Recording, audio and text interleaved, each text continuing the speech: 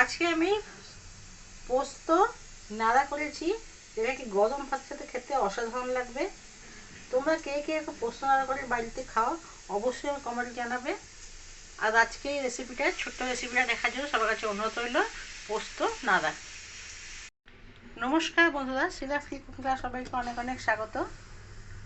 তোমরা সবাই মিলে পোস্ত ভাপা, পোস্ত পোস্ত পোস্ত বড়া, পোস্ত আলু পোস্ত, ঝিঙে পোস্ত, এরকম কত রকম পোস্ত আমরা খাই। আর পোস্ত বাঙালিদের খুবই পছন্দ। পোস্ত আমরা যাতেই দিই, পোস্ত অনেকটাই সবার পছন্দ।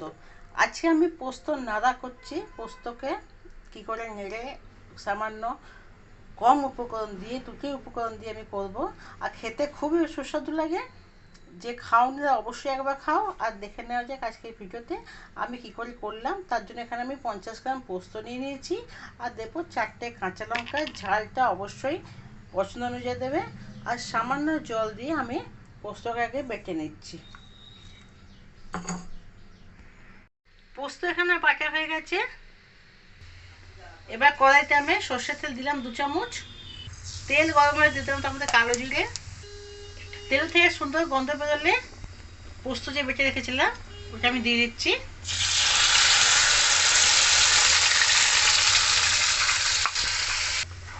এরপর এটা 5 মিনিট নাড়াচাড়া করে, যত যে নাড়াচাড়া করে ভাজা ভাজা হবে তত যে স্বাদ বাড়বে। সেটা ভালো করে নাড়াচাড়া করে নিয়ে আমি 5 মিনিট আমি কন্টিনিউসলি নাড়বো, যেন পোস্ত নিচে লেগে না যায় আর ভাজা ভাজা ভালো হয়, সুন্দর একটা গন্ধ বেরোয়। আর তার মাঝে আমি এখানে অল্প একটু হলুদ দিয়ে দিচ্ছি। এটা পুরো অপশনাল, তোমার চাই দিতে পারো না দিতে পারো, কেন হলুদ আর পোস্ত সবাই ভালোবাসে না, সাদা পোস্ত সব পছন্দ করে। এবার স্বাদ অনুযায়ী আমি দিয়ে দিচ্ছি লবণ। এবার এটা আমি ভালো করে নেড়ে নেড়ে শুকিয়ে নেবো। ভাজা ভাজা হয়ে গেলে শাকটাকে বেশি বেড়ে যায়।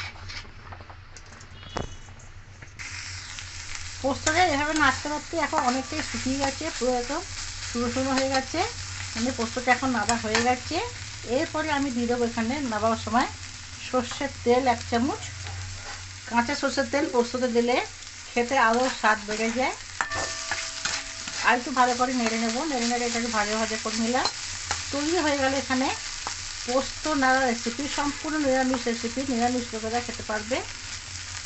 কেমন লাগবে রেসিপিটা অবশ্যই কমেন্ট করে জানাবে। একবার তোমরা ঘরে এবার নিশ্চয়ই বানিয়েছো, আশা করি খুব ভালো লাগবে। আর এরকম নিত্য নতুন রেসিপি আপডেট পাওয়ার জন্য চ্যানেলটিকে সাবস্ক্রাইব করে দিও। ভালো থাকবে, সুস্থ থাকবে। কালকে আবার কোনো রেসিপি দেখা হয়ে যাবে। ধন্যবাদ।